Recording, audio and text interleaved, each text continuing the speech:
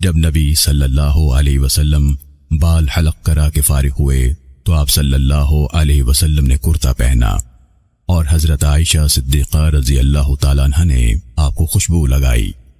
پھر نبی صلی اللہ علیہ وسلم سواری پر سوار ہوئے اور بیت اللہ کا رخ کیا اور اپنی سواری پر طواف افاضہ کیا تاکہ آپ صلی اللہ علیہ وسلم بلندی پر رہیں اور لوگ آپ کو دیکھتے رہیں۔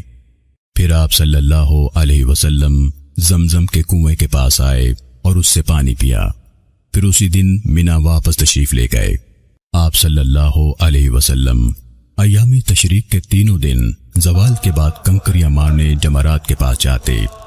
آپ صلی اللہ علیہ وسلم نے اپنا حج طواف وداع کے ساتھ ختم کیا اور لوگوں سے فرمایا، کوئی شخص کوچ نہ کرے جب تک کہ اس کا آخری عمل بیت اللہ کا طواف نہ ہو۔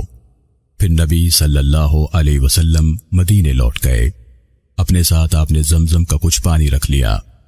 یہ آپ صلی اللہ علیہ وسلم کے حج کی مختصر سی داستان ہے جس کو حجۃ الوداع کہا جاتا ہے۔